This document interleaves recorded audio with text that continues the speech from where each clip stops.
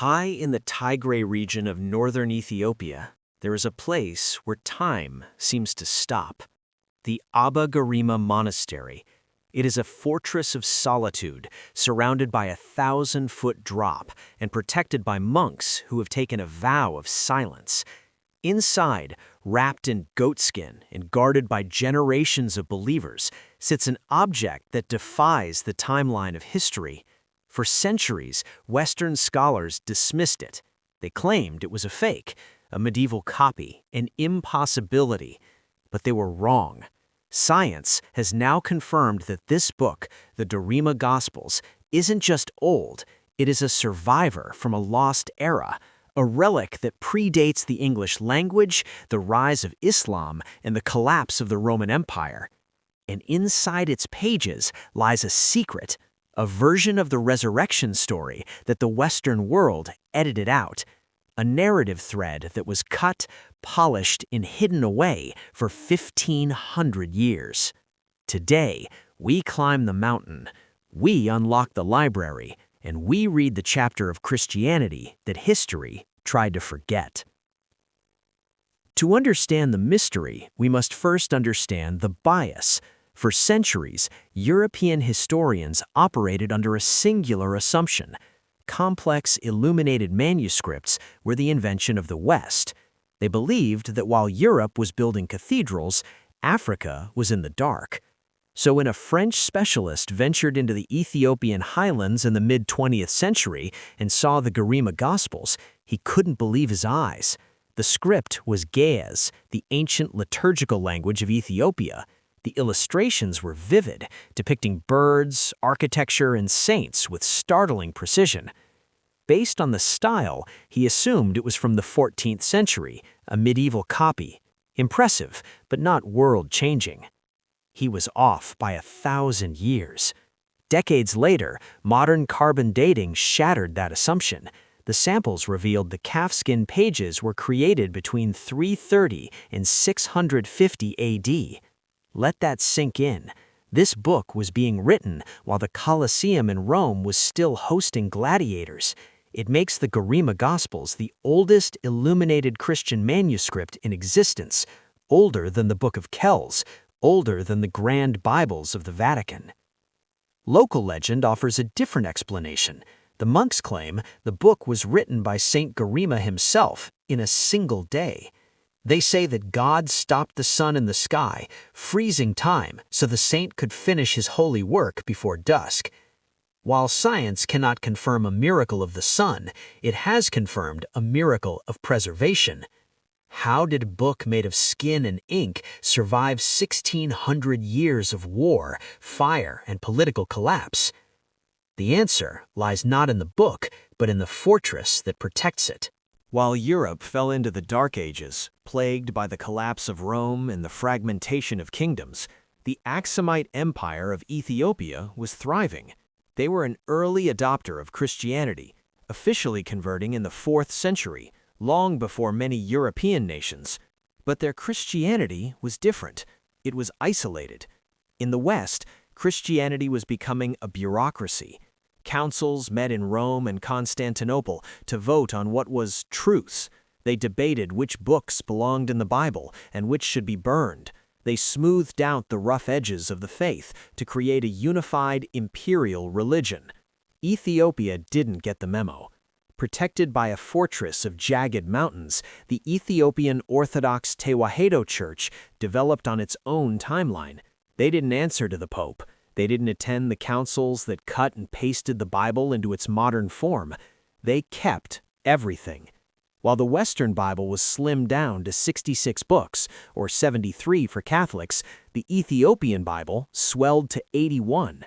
They preserved the mystics, the outliers, and the rebels. And this brings us to the most controversial contents of their library, the books that Rome decided were too dangerous for you to read. If you open a standard Bible today, the timeline of Genesis feels straightforward, but in the Ethiopian tradition, the early days of humanity are far more terrified and far more crowded. The Ethiopian canon includes the Book of Jubilees and, most famously, the Book of Enoch. Enoch is not just a collection of prayers, it is a chronicle of cosmic rebellion. It describes the Watchers, angels who descended to earth, not to bring peace, but to breed with humans. It tells of the Nephilim, giants who roamed the land, consuming resources and corrupting mankind. For the early church fathers in Rome, this was too much. It was too supernatural, too strange, and it complicated the simple narrative of salvation they wanted to preach. So, in the 4th century, Enoch was purged from the Western canon. It was erased from the pulpits of Europe. But in the highlands of Ethiopia, the monks kept copying it, line by line, century by century.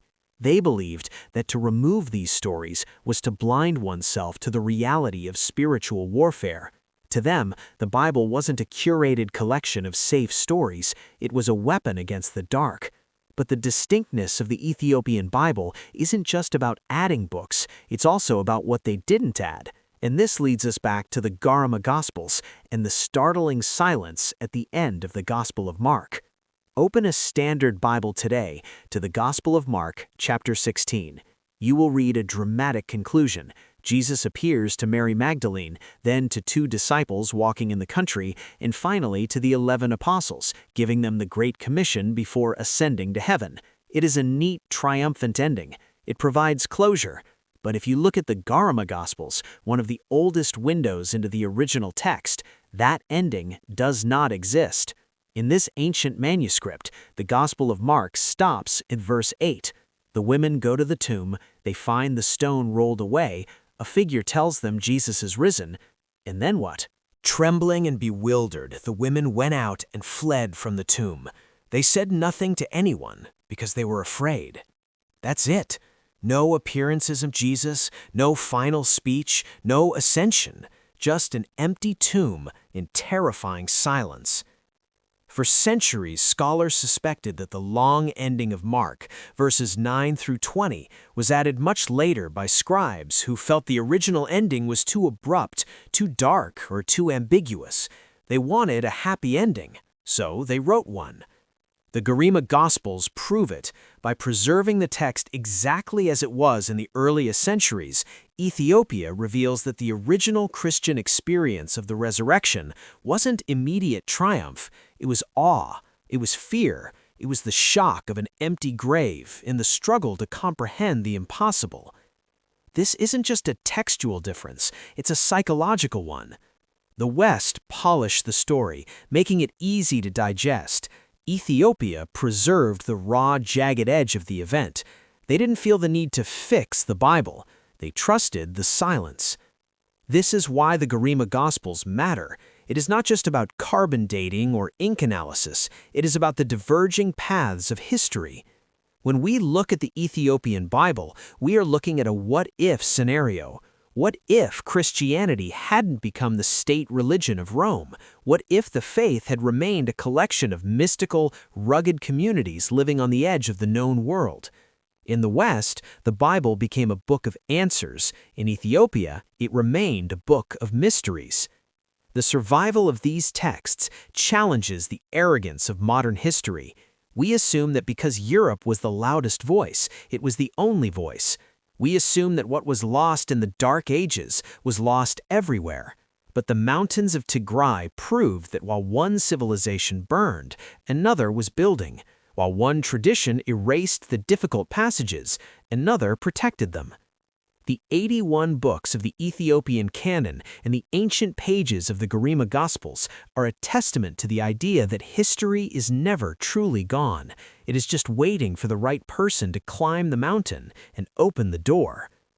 Today, the Abba Garima Monastery is difficult to reach. The region has seen recent conflict, and the books are in constant danger. Yet, the monks remain. They are not archivists, they are guardians. They remind us that the story of faith is more complex, more strange, and more ancient than we were led to believe. The secret of the Ethiopian Bible isn't a magic spell or a hidden map. The secret is that the past changes depending on where you stand. And if you stand on the high peaks of Ethiopia, the view is very different from anywhere else on Earth. What other secrets are hidden in the libraries of the ancient world? And does the short ending of Mark change how you view the resurrection? Let us know in the comments below. If you want to join us on our next investigation into the lost chapters of history, make sure to like and subscribe.